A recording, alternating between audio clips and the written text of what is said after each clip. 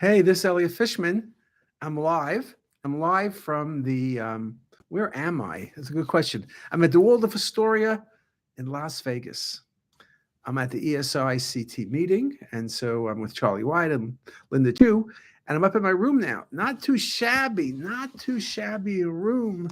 I got another room over here. This is not too shabby. Anyway, we just finished the meeting. It's hard to keep track of time because it's 5:15, 8:15 East Coast time. So welcome everybody, East Coast, West Coast, and around the world. It's a sunny day in Las Vegas. I haven't been outside. I could see the sun. And so I hope everyone's doing well. We had a meeting, some excellent talks by Linda, some excellent talks by Charlie, some pretty good talks by me as well. But that's not what I'm here to talk about. I'm wearing a tie, so this is very formal. The question was the technology shortage. What can we do about it? I think we're short radiologists. We're all working like crazy. The films are piling up. Everyone is a bit worn out. But I'm not going to talk about that. What about the technologists? One of the challenges we have, we all know this. If you want to do great radiology, be it CT, MR, ultrasound, plain films, fluoro, you name it, you need great technologists. There's been a massive turnover in technologists. We lost many people for a variety of reasons with a lot of experience. It's my feeling that when you have a technologist, even a great technologist, it takes a couple of years for them to be at the level you need them to understand what you want and how you want to do things. So turnover is not good. The other thing is, at the end of the day, there's a real shortage of technologists. I saw one of the big radiology companies I won't mention, but they're on the stock exchange and they were being quizzed by investors. How can they make more money? What's the issues? One of the number one issues they mentioned was technologists. They can open more imaging centers. They can run scanners later. They could increase their revenue, thereby increasing their profit, but they need to have technologists. It's a real problem. We're not training enough technologists. Now, I think the technology schools, I think radiology in general, and has done a really bad job reaching out to people. Think about the technology job. Now, you got to be good, okay? But a couple of years of training, then you get specialized CT, MR, ultrasound. You get paid really well. You can work days, nights, or weekends. You can work in Baltimore or any other place from coast to coast. You can get licensed. You can work part-time. You could work full-time. You could be in the hospital. You could be in an imaging center. Siemens has things you can actually be remote, so you can do anything. The thing is, I don't think people know what a radiology technologist is. They think maybe it's someone who fixes radios. They don't know what a radiologist is. How do they know what a technologist is? I think we need to do a better job going to high schools and starting at that level, saying, here's radiology technologists. Here's the opportunity. You can move up the ladder within hospitals. There's a lot of things you can do.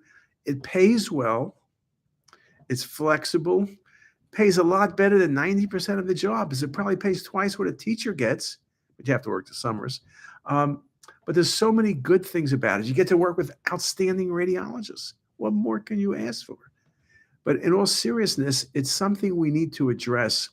I think radiology is going to have a problem going forward. All of healthcare is having this problem, right? You're talking about nursing. You're talking about nursing aides.